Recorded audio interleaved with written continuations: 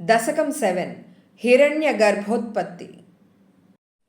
एवं देव चतुर्दशात्मकजगद्रूपेण जातः पुनः तस्योर्ध्वं खलु सत्यलोकनिलये जातोऽसि धाता स्वयम्।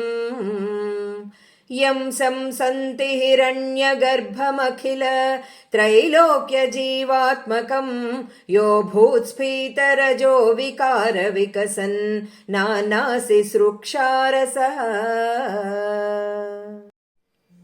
सोऽयं विश्वविसर्गदत्तहृदयः सम्पश्यमानः स्वयं बोधं खल्वनवाप्य विश्वविषयं चिन्ताकुलस्थस्तिवान्।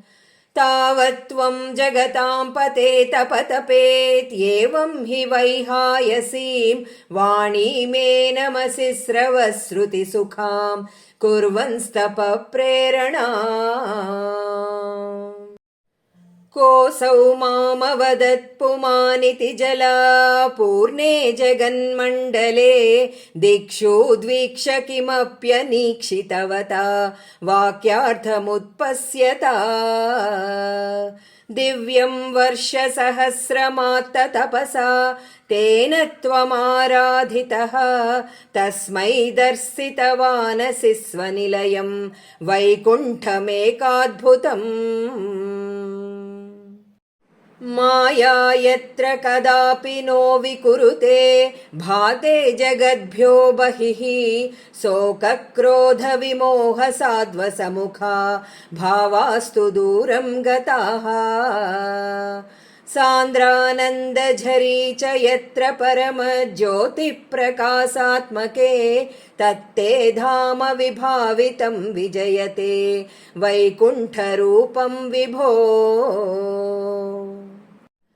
यस्मिन्नाम चतुर्भुजा हरिमणि श्यामावदातत्विषो नानाभूषणरत्नदीपितदिशो राजद्विमानालयाः।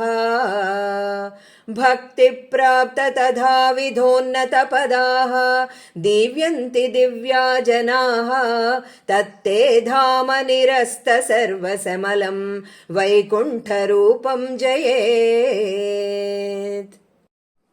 नानादिव्यवधूजनैरभिवृता विद्युल्लतातुल्यया विश्वोन्मादनहृद्यगात्रलतया विद्योतिता सान्तरा।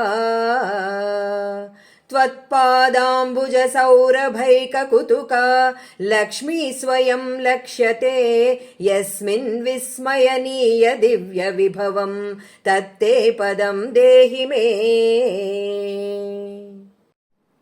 तत्रैवं प्रतिदर्शिते निजपदे रत्नासनाध्यासितं भास्वत्कोटिलसत्किरीटकटकाद्याकल्पदी प्राकृती। श्रीवत्साङ्कितमात्तकौस्तुभमणि छायारुणं कारणं विश्वेषां तव रूपमैक्षत विधिः तत्ते विभो भातु मे। कालाम्भोदकलाय कोमलरुचिं चक्रेण चक्रं दिशाम् आवृण्वानमुदारमन्दहसितस्यन्दप्रसन्नाननम्। राजत्कम्बुगदारि पङ्कजधर श्रीमद्भुजामण्डलं स्रष्टुस्तुष्टिकरं वपुस्तव विभो मद्रोगमुद्वासयेत्। दृष्ट्वा सम्भृतसम्भ्रमः कमलभू त्वत्पादपाधोरुहे हर्षावेशवशं वदो निपतितः प्रीत्या कृतार्थी भवन्।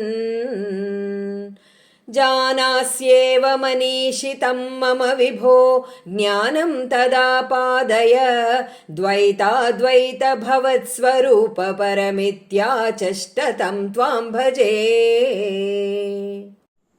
आताम्रे चरणे विनम्रमथतं हस्तेन हस्ते स्पृशन् बोधस्ते भविता न सर्गविधिभिः बन्धोऽपि सञ्जायते।